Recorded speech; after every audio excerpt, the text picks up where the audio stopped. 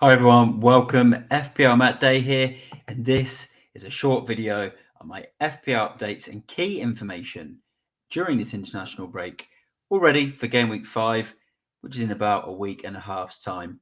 Usually these international breaks, they're not the best, so it's always nice just to have these little updates with some thoughts from Game Week 4 ready for Game Week 5. If you're new here, please hit the subscribe button, like this video as well, and get all of your comments in and questions ahead of next week's deadline. So as I've done over the last few game weeks, I'm going to give some quick tips, probably about 4 or 5 tips here in total. And as I mentioned before, let me know what you think of them in the comments.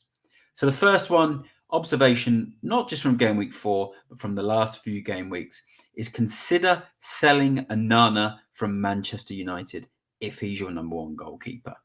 He's just not looking worth the 5 million at the moment. He got the one good score in game week 1, but since then he's been making a lot of mistakes. Man United look shaky at the back.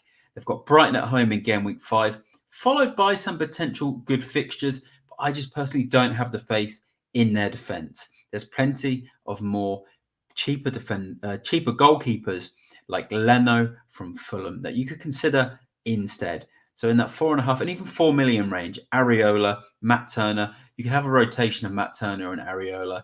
You could end up with more points than what you get from Onana at this stage. Onana can just be another wait and see because right now, Man United's defence is not looking great. My second thought is, and this is a tip I'm really liking and pleased to say as a Spurs fan, is sign a Spurs asset ready for game week 5. The form is there. They're looking good. I know game week 6, it's followed by Arsenal away and Liverpool at home, but they're two teams that I think Spurs will still give a real attacking display against and will find ways to score some goals. So sign someone, Son or James Maddison, both good options. Maddison's the one that's been on form in every single game so far where he's just looked brilliant, been involved on set pieces, been involved in nearly all of the attacks. So for me, he's the safer pick. He's obviously cheaper, already gone up to 7.8 million. And then Son, now he looks like he might take that central forward position. A lot of people are saying, but Sheffield United will play quite deep. He might struggle. Son will still score goals from a centre forwards position. He'll be getting those chances fed to him from the likes of Kulusevski and potentially Brennan Johnson as well now, who has joined from Nottingham Forest. And he could be someone to potentially consider at some point too. 5.9 million. Look out for that one. I think he will slot into that Spurs front three with Kulusevski and Son. My next point is consider Liverpool assets away to Wolves. Wolves, another team that just don't look very good at the moment. Slavotski scored on the weekend for Liverpool, could be a very big differential. If you've got Salah, keep him for this fixture. Looked really sharp. And then Darwin Núñez just looks like an absolute beast right now. Definitely big potential in him. My next tip is with Arsenal.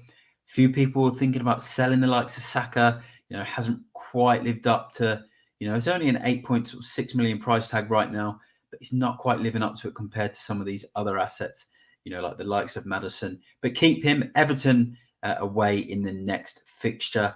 I think he's worth keeping. They follow obviously with that Spurs game and then Bournemouth in the following fixtures. So he's still got good fixtures to come.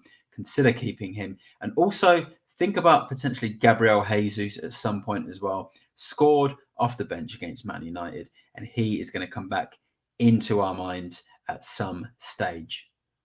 So they're the key 4 tips in regards to players, transfer moves, and those types of things. So my last piece of information is going to be about the wildcard. And if you are considering a wildcard, remember it's early. It's game week 5 coming up. Only 4 game weeks so far. It's not much. So if you've got some players in there you're not sure about because they, maybe blanked in game week 4, look at their fixtures coming up. If they're good, just be that little bit more patient. Look, if you're sitting 5-6 million in terms of your ranking, you're sort of thinking you're not going to get anywhere. You need 5 or 6 changes. Then make that wildcard move. But otherwise, if you think you only need 2 or 3 changes, use free transfers for now. Do not stress. There's potential in every single game week. It can change week to week. We've seen that so much so far.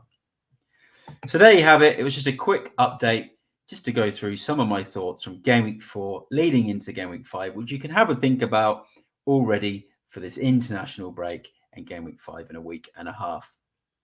Please subscribe if you're new here, get your comments in, and as usual, give this video a like to get the algorithm going on this video and to get more support towards the channel. I'm FPLMattDay.